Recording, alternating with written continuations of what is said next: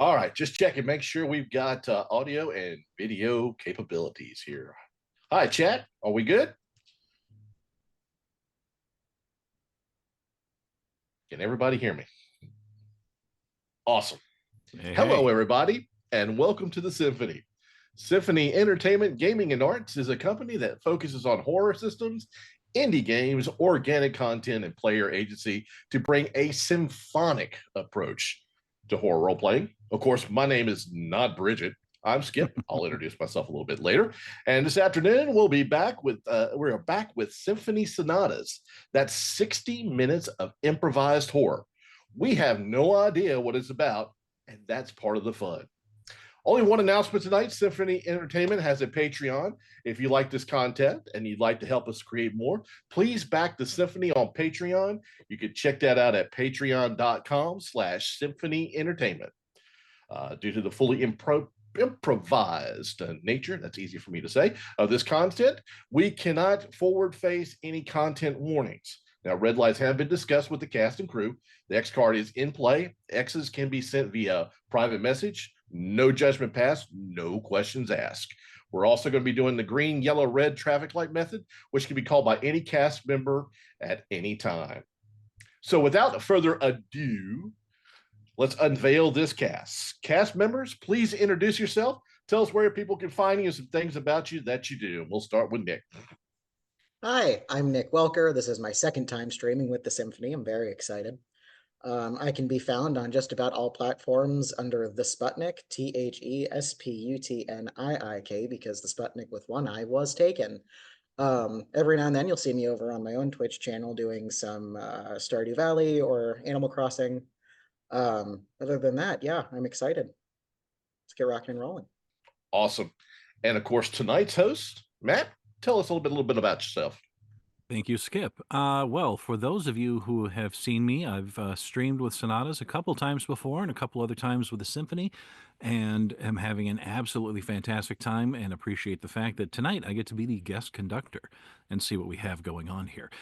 For those of you who also have seen me, you may notice that I'm probably a little more casual than I should be tonight, but, that's a problem with occasional back injuries, and so I'm going to take this entire thing lying down, quite literally. So have fun with that one. Awesome. And my name is Skip. You see me all over Symphony. I've done sonatas. I've done some one shots, Alien. I'm also a cast member over on the Old Ways podcast. And I'm honored to be able to host tonight. But like I said, I am not going to be your keeper slash master of ceremonies this evening. Matt, let's get this sonata rolling. Well, then, without further ado, I'd like to go ahead and turn to the chat and see what all you guys can come up with. Now, I may have an idea or two myself if you don't, but I'd like to see what you guys have first. So, fire away, chat. Where do we start? Are we in a place? Are we in a time? Setting? Yep, where to start? Where to start? What do you think, folks? Because I got something. I've threatened these guys with it already. And it's scary. Oh, warehouse. Warehouse is good. Warehouse. Australia. Oh, submarine. Oh, interesting.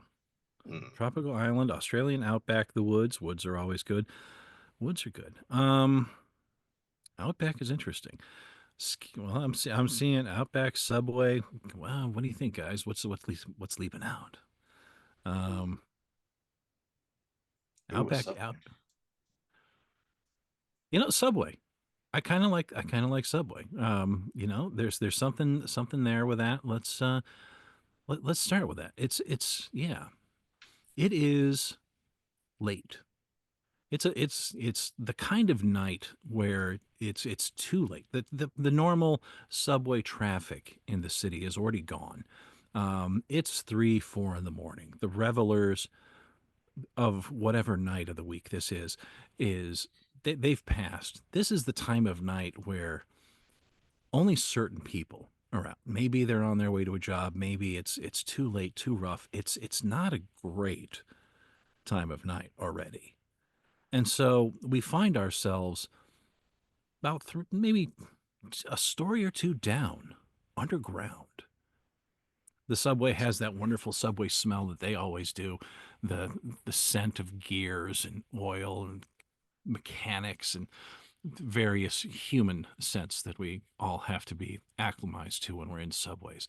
And so let's start with Nicholas. What are you doing? And who are you in this subway waiting for a train? The sign is blinking a little bit, and it's indiscriminate in how long this train is going to be. So are we modern age? Yeah, let's keep it modern. All right.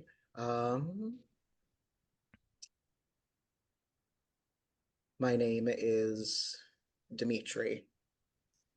I'm a janitorial worker for a big building on the other side of town. This is the easiest way to get from point A to point B. Um, as it is, I'm already running a little behind. I'm part of this. I very late shift picks up in the middle of the night.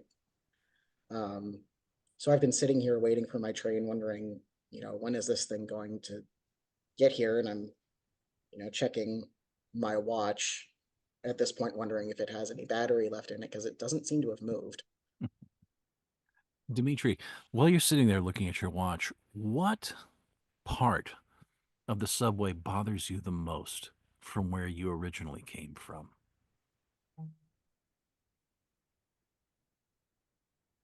How still the air is. Nothing's moving. And how sometimes in a subway tunnel, you'll kind of get like the whoosh of air as various, uh, trains come here and there, but it's just still. Mm-hmm. So it's almost too still right now. Things are not moving the way they should be. And there's Yes. one other person on the platform with you that you see. Skip, what does that person look like? And why are they so bothered to be here at this time of night? Jacob is about 50. He's 6 foot, about 240. He has been out um, celebrating. Well, everybody else thinks he's celebrating. He's put on a good face, but he's just been through a very, very rough divorce. Mm. And he has decided that to handle that, he has turned to his good friend, Jack Daniels. So he didn't want to drink alone. So he got his buddies from work and they took a cab earlier and he stayed until closed. So he just figured, I'm just going to take the subway back. It's about a mile from his house. And he's just going to walk it. He stopped about 30 minutes ago, right at closing time, and kind of just sat there. He knows the barkeep pretty well. And he made sure that he was okay to walk at least to the subway. So he's just kind of sitting there, just kind of staring out into the darkness that the subway tunnel is at the moment. Now, James, because we have James and Dimitri. If James just got out of the divorce, any kids? One. Mm-hmm. One kid. Right. Boy or girl?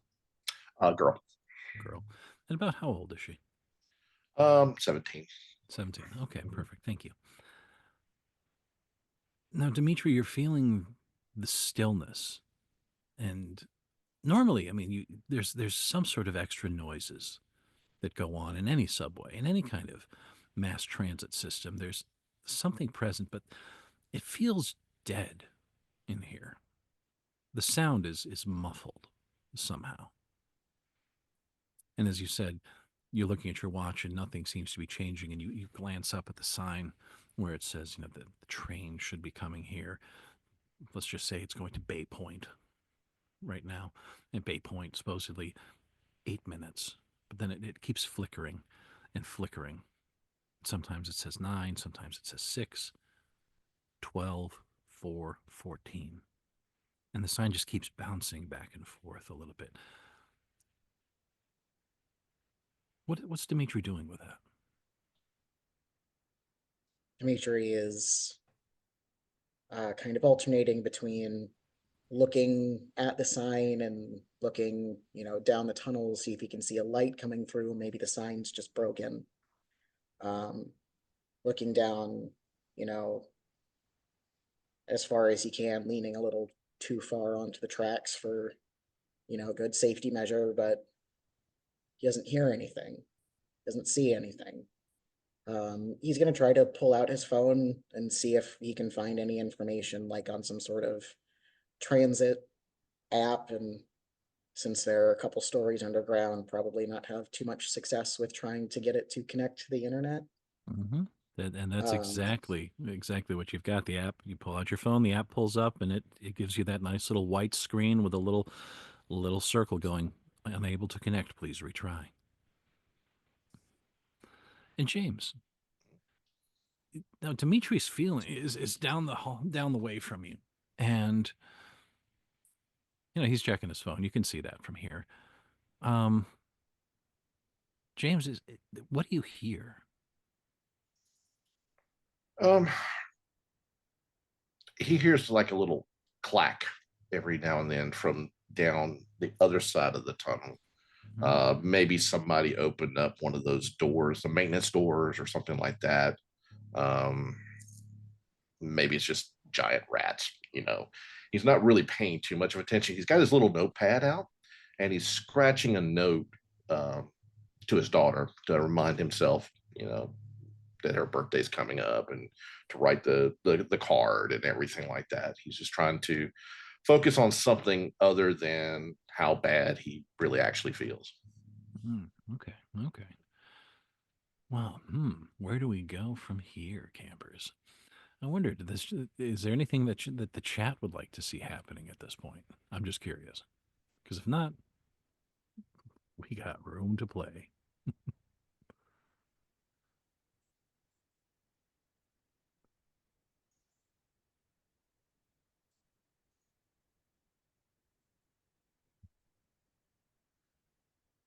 Subway arrives full of ghosts, corpses, or completely empty. Well, I mean, that's that's. Huh? Where, Dimitri? Where are you on the platform? Are you at the where the train would come in, or where the train would leave, or sort of in the middle? right at the very edge of where you can walk to that the train can come in, like just about Okay, as close to that entry as he can physically get so himself. like if you just came right down the stairs to the escalator, you're just right there. Yep. And James, where are you at roughly in relation? He's about midway through. You got the little pillars, usually about four or five of them. Mm-hmm. He's probably between pillar number 2 and pillar number 3. Um, Mm-hmm. Not Okay. just standing there. Yeah. Um, and Dimitri, is the sound is what you hear first. You don't feel the air like you were describing. There's a feeling, a sensation of air and movement as the subway cars are coming into the station. They're pushing the air through them. They're changing the pressure, and you're not feeling that. As what you're hearing is more of a screech. It's a higher pitched screech. Yes, the wheels have a screech themselves, but this is something different. It's dissonant in a way that it doesn't quite make sense. And you're hearing that approaching faster than it probably should. It's coming quickly. You're pretty sure a train's coming. You're glancing up at the sign. It's not quite sure what it is, but something's coming. You okay with that? Dmitri, who has been well beyond the standard yellow safety line, is probably taking a few steps back at this point. Um, and he's referencing the sign that's, telling you like when whatever train is coming, and he's listening and he's hearing it, and then he's looking at it and he's trying to piece together like, if it's going this fast, it has to be something that's not stopping here, but everything stops here. What's not, something's wrong. And that something wrong comes barreling out of the tunnel, and it's a train. It's boom. It's fast, and all of a sudden you just feel the sensation of it being there right in front of your face is where it is. And it pulls up. The lead car maybe is about 2 cars past where James is. And what strikes you both is that you're pretty sure these cars were decommissioned maybe 20 years ago.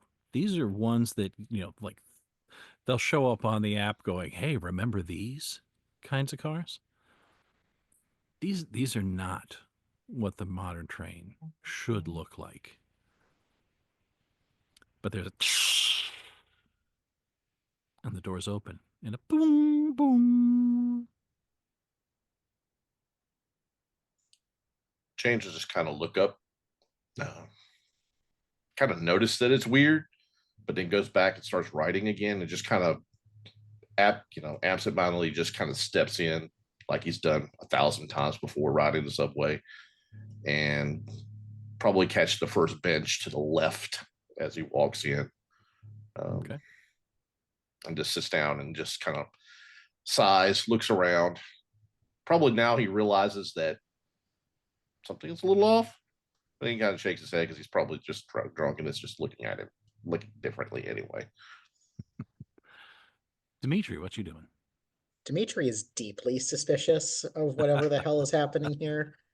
But he sees James step on with very little hesitance, and he figures that Paycheck is not waiting for his suspicion.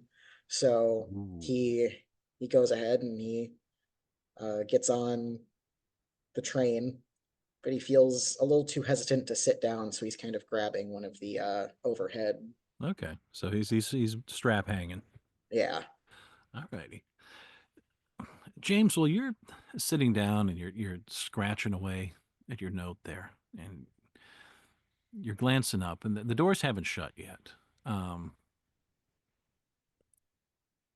What do you see that makes you think this is not very right?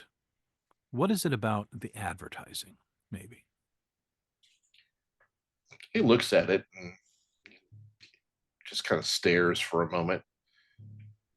He said it's about 20 years ago. So he's seeing, I would put it,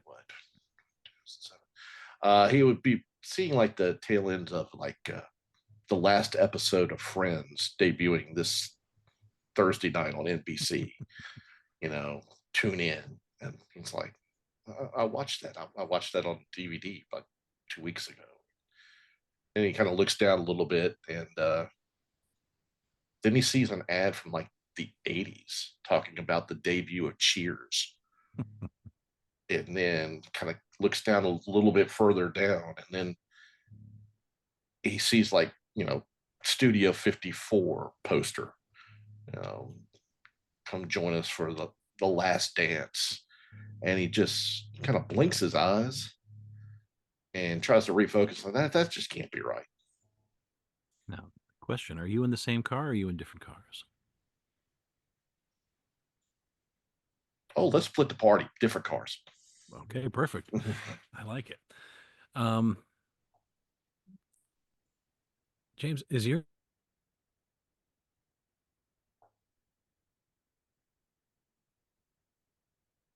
onto the car further down from you, closer to where the cars connect?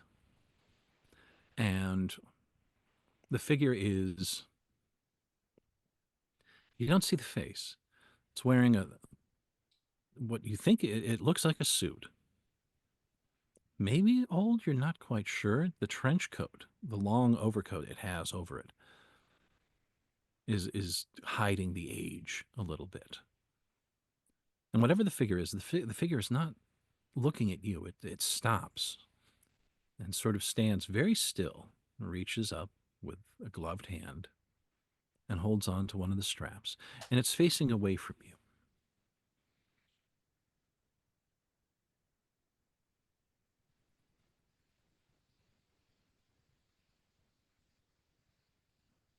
Anything from James on that? he just kind of looks up and hey, There's no reaction. This figure is almost motionless, very, very still.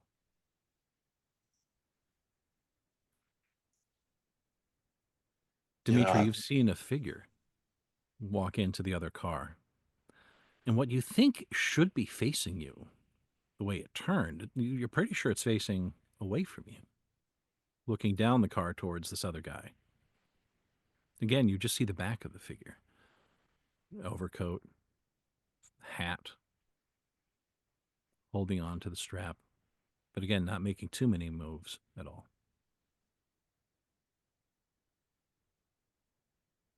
Dimitri's going to say out loud, probably a bit louder than he intends, well, isn't that just par for the course? Door shut. Permanent coverage spread for next stop. And the train moves a lot faster than either of you expect exiting the station. Fast, fast, fast, fast, fast, fast. The lights in the tunnel go, go, go, go, go, and then vanish. 2, 3, 4. Back. 2. Go, go, go, go, go. Vanish. 3, 4, 5. Back, back, back, back, back, back. Dimitri, what do you see out of the windows when you're seeing this? Given how fast the vehicle takes off, Dimitri probably falls flat on his ass. He doesn't have that good grip strength.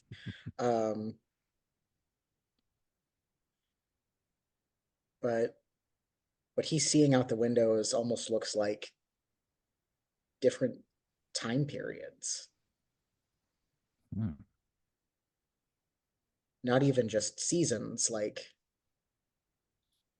landmarks that were there at certain years are or are not there.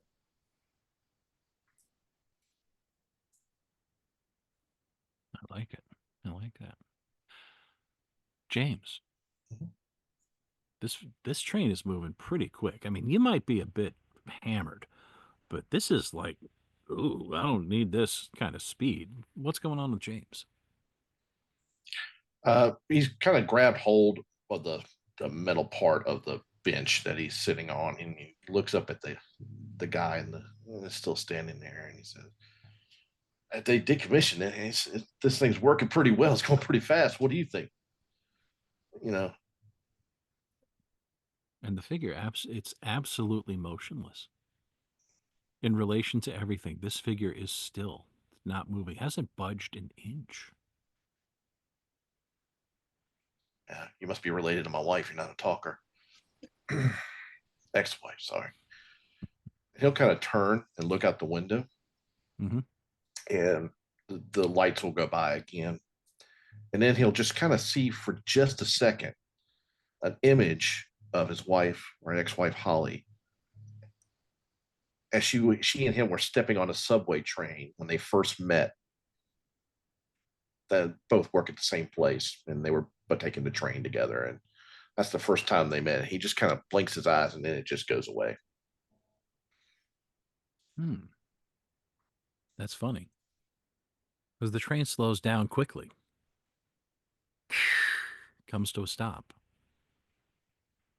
The door is open. And James, it looks an awful lot like that subway station where you met Holly. Oh. He'll kind of blink his eyes, shake his head, trying to clear a little of the cobwebs out. Like, this doesn't look like my stop. Are you getting off? The figure remains motionless, but you hear voices outside. Commotion. Do you remember what time of day it was when you met Holly? Oh yeah, it was like 8:30 a.m. We were both late. And you smell coming in from the station coffee. Some people have breakfast sandwiches. You get that waft of the breakfast rush of like, yeah, people are taking lunches. They're freshly showered. They're ready to get into work. There's that scent of, okay, yeah, this is morning. This is morning. And you hear Holly's voice. Oh, I'm so sorry. I didn't mean to bump into you. He'll look around and Holly?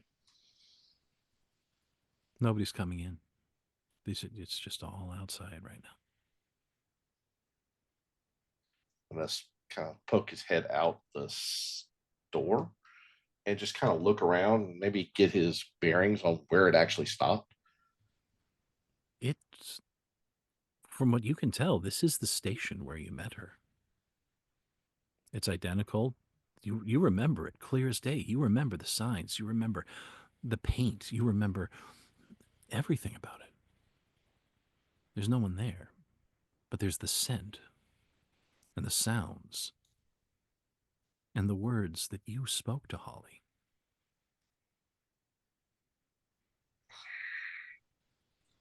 This ain't right. Too much JD. All right, I'm going to step back in and say, really should cut myself off about 1 o'clock in the morning. I'm starting to see things, right, buddy? Again, the figure has not moved, hasn't changed position once, remains with its arm latched onto the strap, back to you, completely indiscriminate otherwise. Dimitri, you've picked yourself up off the floor a little bit. You've noticed this has come to a stop. Certainly not your stop. But again, you smell. This is smells of what should be hours later. And you hear some voices talking, but you don't see anybody. Dimitri is going to very quickly stumble himself into a seat before it takes off again and subsequently launches him once more. And he's hearing the commotion and smelling the coffee, and he's pulling out his phone to check the time and see, has that much time passed? Did he like fall hard enough that he passed out? What? And he's You know how the clock looks on your phone on the lock screen when hmm? it's just the clock? It's doing the same kind of blinking thing that the train sign was when it was warning the train was coming. So the minutes and hours are changing almost every second. 14:22, 3:12, 8:16, 9:14, 11:13. It's switching, even going from 24-hour to 12-hour, military time to non-military time. It's and it's fast. Again, it's too quick almost to see anything. And the door's shut. And the train starts picking up speed. Boom, again. Fast, lights, lights, lights, no lights, no lights, no lights, no lights, lights, lights, lights, no lights, no lights, lights, lights, lights, no lights, no lights. Dimitri, why did the subway scare you as a child?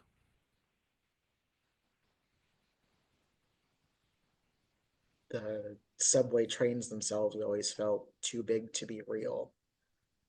So much power, so much speed, so much mass.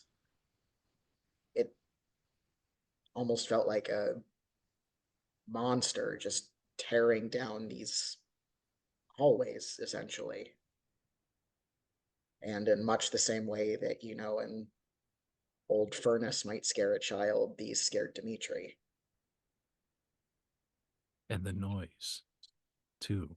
Monsters aren't always quiet, are they, Dimitri? And there was a noise that you heard when you were in the subways as a child. The screeching, the rattling, the old trains. And you're hearing that picking back up, picking back up, picking back up, picking back up. And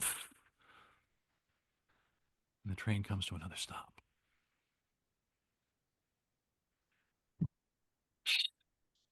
The doors open. Dimitri, what is this childhood station that you remember?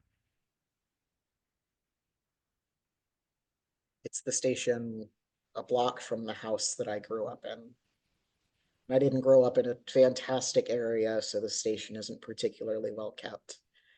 The lights in the station have that orange incandescent glow that makes it seem almost a little otherworldly. And most of the metal in the station has this coating of rust, or where they had tried to clean rust off and didn't fully succeed. The floors, you can tell by looking, are a little sticky, just haven't been properly maintained. And it has the smell of damp earth. Oh. Oh, wow. And whose hand were you holding when you were in that station? My mother's. Your mother's. And she could tell you were scared. You didn't like being down here. You didn't like the feel of it. You didn't like the noise and the closeness of it. What did she say to you? She didn't. Oh, there was no comfort there, was there? Nope. Nothing. And so, as opposed to the noise from the last station that you saw, this one's quiet in a way you don't want it to be. Yes, there's the smells, there's the sight, but any kind of reassurance of sound is not there, is it? It's the kind of quiet that just gets under your skin. Until the monster starts again, doesn't it? The door's shut. The screeching begins. Light, light, light, light, dark, dark, dark, dark, light, light, light, light, dark, dark, dark, dark. James,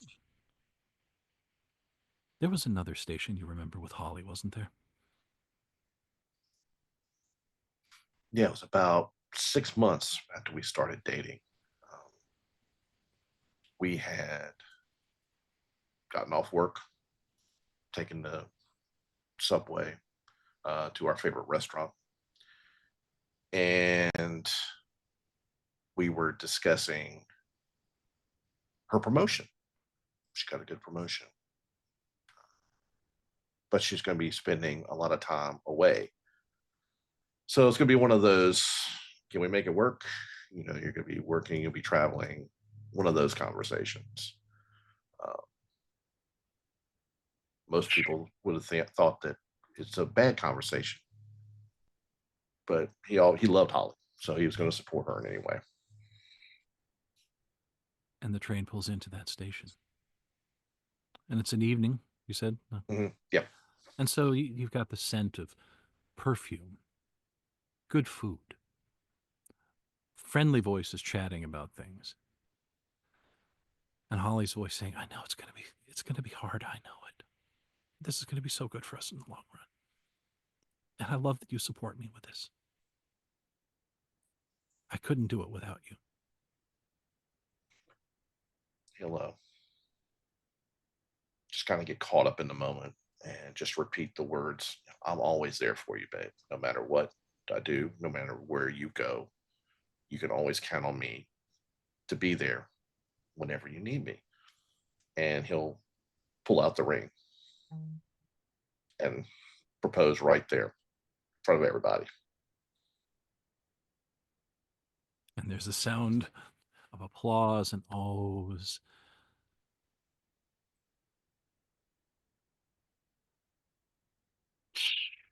No. Light, light, light, light, light, dark, dark, dark, dark, light, light, light, light, dark, dark, dark, dark, light, light, light, light, light, dark, dark, dark. An older Dimitri. An older Dimitri.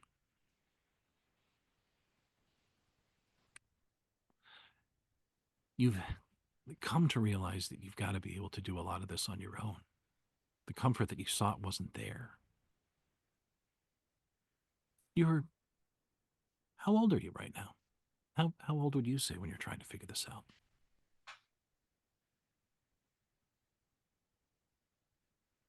Late 20s? Mm. And had you come to the city yet? Is this your city now, in the same place here? Yeah.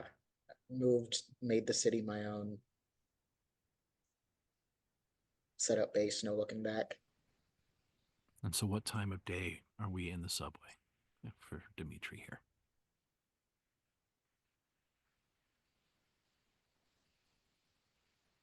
early. The very start of when people are, beginning their commutes, it's about 5 in the morning. Mm-hmm.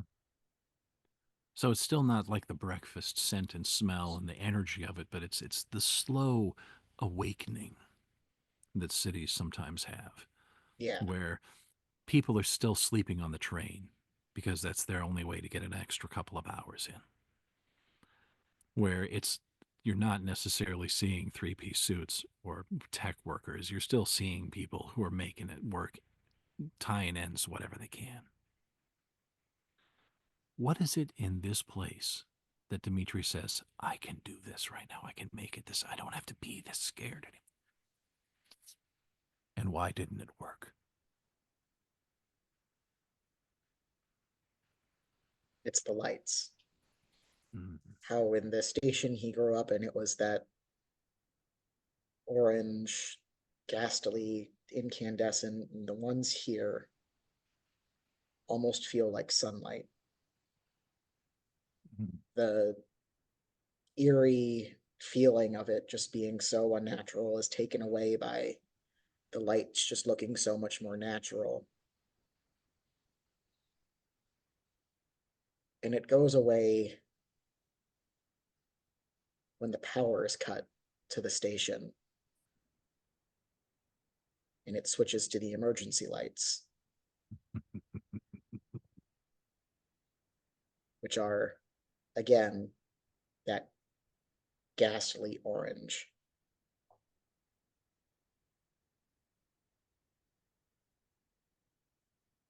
And does Dimitri get on the subway when that happens?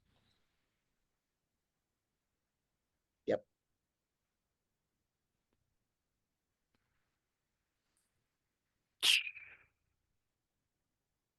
Light, light, light, light, dark, dark, dark, dark, light, light, light, light, dark, dark, dark, dark, light, light, light, light, dark, dark, dark, dark, dark, dark. The train's not stopping just yet. The figure. Well, why are there two now? There's the one that James sees. Dimitri, there's the one that you saw. But has he come through the door? You didn't hear the subway doors move. There's always that noise when somebody comes through.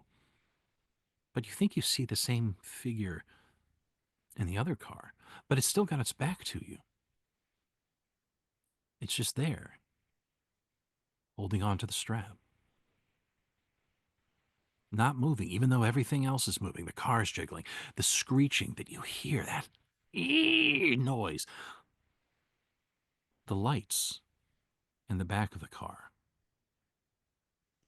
are changing color a little. They're going from the normal bulbs of what you might have seen to a sickly incandescence, very familiar to you from your childhood. As they go 1, 2, and the back end of the car gets a little darker.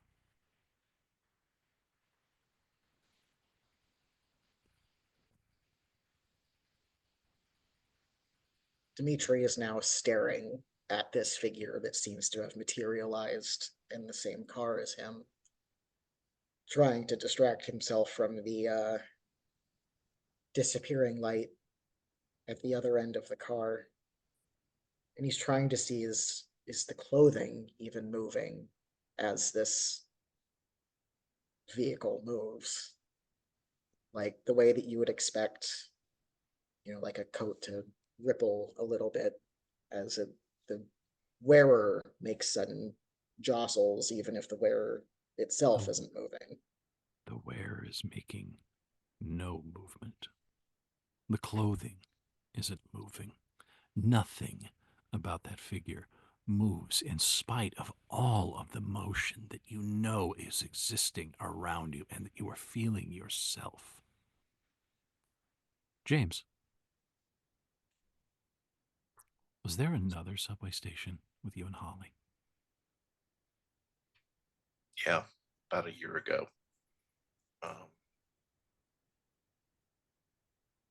They were both coming from the lawyer after signing the separation agreement. and they were going to go different ways. And James is sitting there trying to say, I'm still here for you. I don't care. I don't care that this is what you did. I don't care. I love you. And all she does is take her picture, rip it, and throw it at him.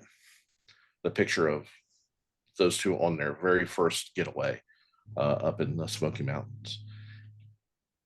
He was trying to get her to remember that, trying to get her to focus on marriage and not her work anymore, and just trying desperately to save the one thing he did love, other than his daughter, is Holly. It was going to be him and her for the rest of their lives. And she just gave it away. So she just walks away. And in the door, she looks behind, trying to find a seat. And all he sees is the dark black window. And he just kind of sits there and just stares at the ripped picture. And what time of day is that? 4:30. And as the train that you're on pulls into the station and the doors open, you've got that 4:30 feel. People are tired. They've had a long day. They're ready to call it a night. They're done. They're finished. They're just like, there's a sense of palpable exhaustion, of just weariness. And almost imperceptibly, you notice the figure in your car. The shoulders just slump a little bit, as though the figure somehow recognized that last lingering feeling of that station.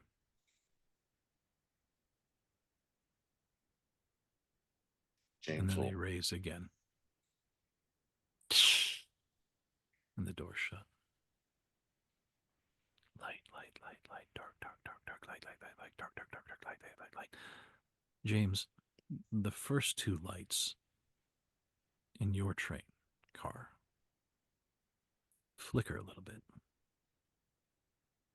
and shift from the old lighting that they were to this sickly, incandescent lighting that just, wasn't the kind of thing that should be in a train.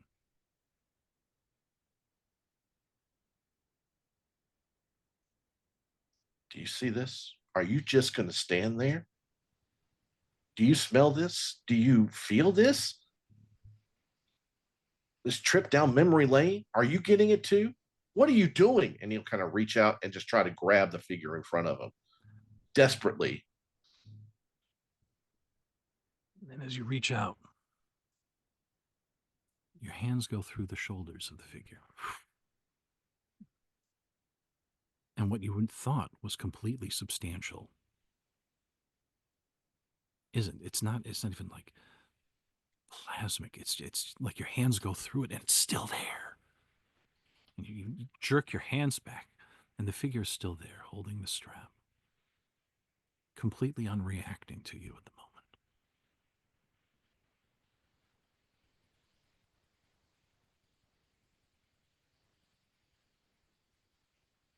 You, what are you? You're empty. Just like me. And he'll sit back down and just kind of stare at the floor.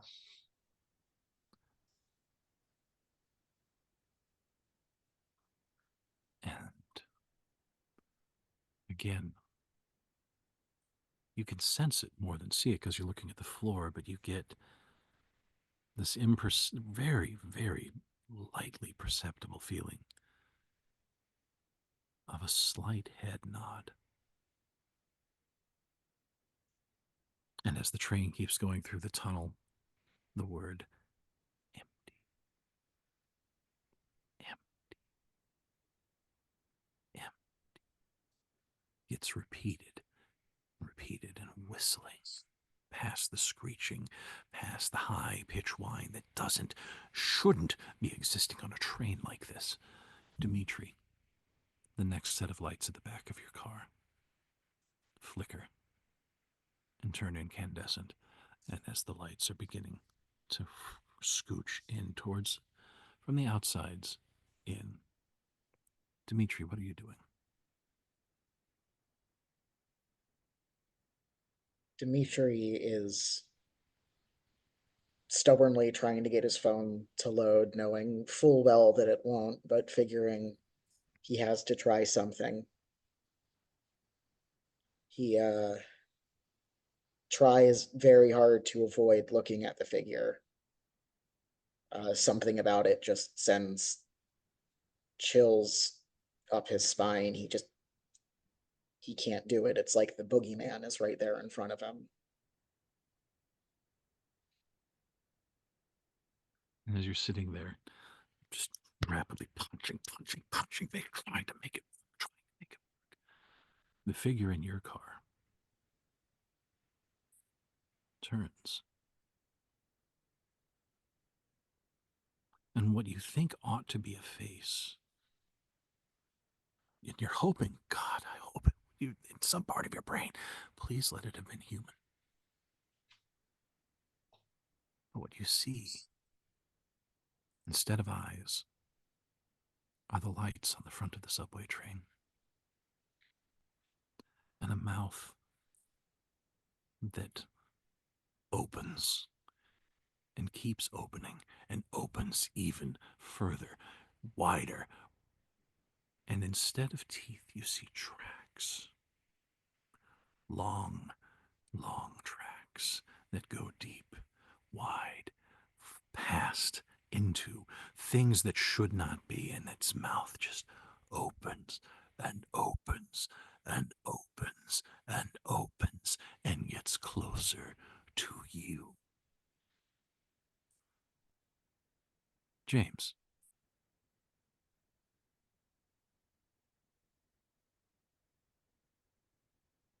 Light, dark, light, dark. But there's no stopping this time.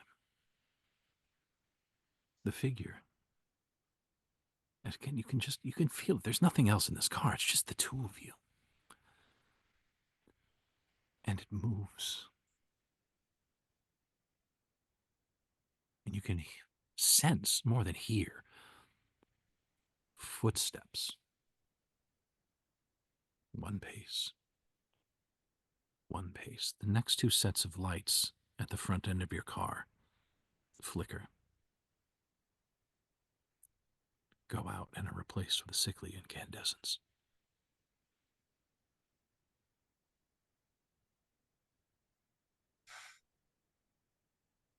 Empty.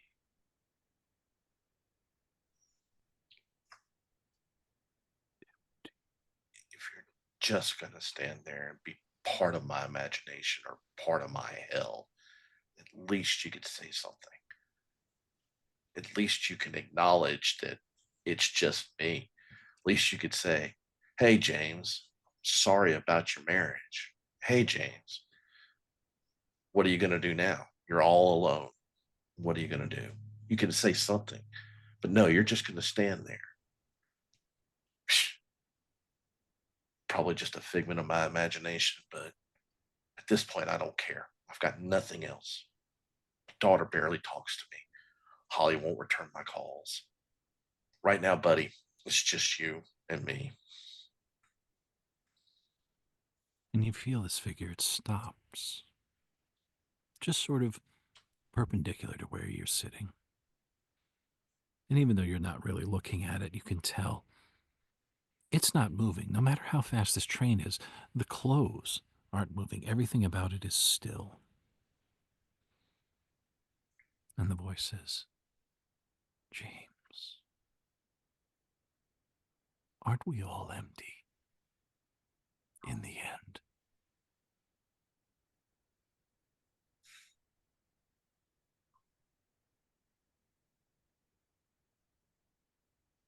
Yeah. My heart, my soul,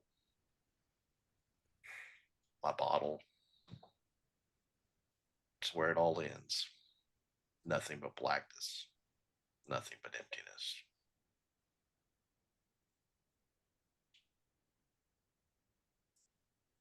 And the figure sits next to you, James. And you hear it in a voice saying, "You won't be alone this time." Dimitri, the lights in the car get dimmer and dimmer, and then screeching gets louder and louder and louder. And it's the screeching that you remember as a child. And now suddenly, more than just the oil and the machines and the gears and the scent of humanity that always exists in these cars, there's also that damp earth smell when your mother wasn't there to say it's okay. And this being in front of you, whose face and mouth are twisting wider and wider. Dimitri, what are you thinking? And who do you wish was there to help? Dimitri is thinking either I was drugged with something while I wasn't looking, or I'm in hell, or I'm about to die and my brain is just hiding whatever it will actually be from me.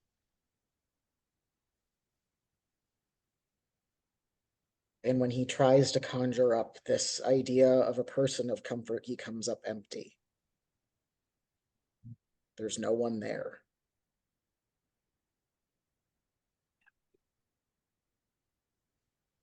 And he's staring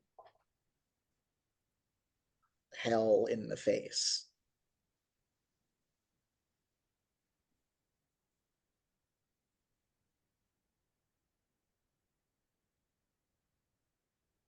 James, having heard these words from this thing that's sitting next to you, you won't be alone this time.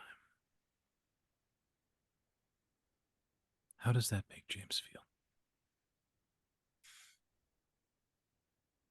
He kind of looks up, looks over at the figure now sitting beside him, and he just says, I hope I did it right this time. I hope when she gets that letter I wrote her, she'll know. I just hope she'll understand that I did everything I could.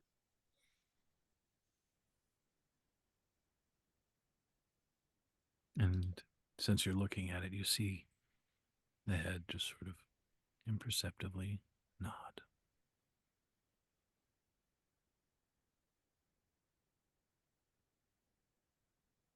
And as the lights get dimmer in your car,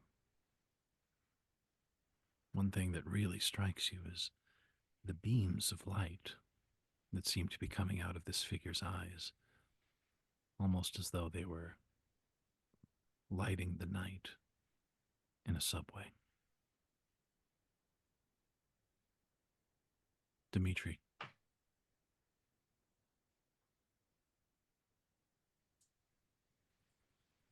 the figure is still not moving, even though its face has changed and morphed and is growing into all of these things. And the monster that exists, that you knew had to have existed from the time you were a child, is there in front of you.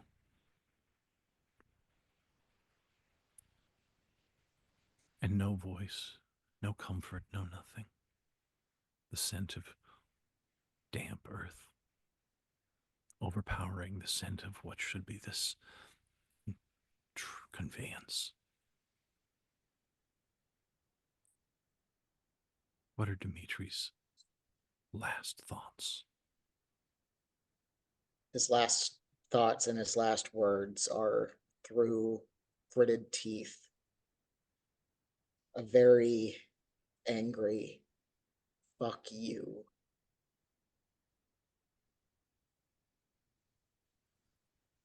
And the light lights in Dimitri's car, the remaining ones, flicker and turn into a sickly incandescence. And James, the figure sitting next to you, still, in spite of the speed, the ridiculous speed of this,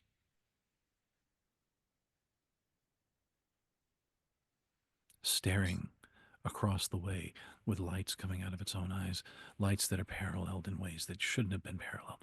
James, what are your last thoughts?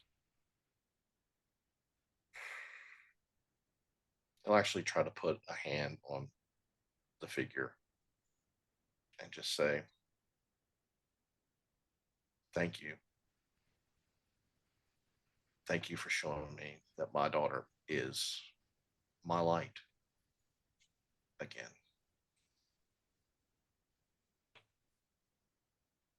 And the figure turns its head towards you, and the lights sear your eyes, and the mouth opens, opens, opens, and what should be there is a long, long, dark train track, tunnels, more tunnels than should exist, not just one, but thousands of tunnels. And its mouth opens wider and wider and wider, and the lights in your car flicker and turn to a sickly incandescence. And all that is seen left is a small two-car train barreling into nothingness, sickly lights on the inside, screeching its way, light, dark, light, dark, light, dark, light, dark. And I think that might be a good spot where to end it for this evening. Wow. And that, friends of the Symphony, is where we will close the show for the night. Thank you so much for everyone who joined in and is currently watching on the replay. You indeed are the best part of waking up, and we sincerely appreciate you. Again, if you enjoyed this content, please consider helping the Symphony make more by backing us on Patreon at patreon.com/Symphony Entertainment. We hope you enjoyed the Symphony, and we look forward to seeing you again. Have a wonderful night.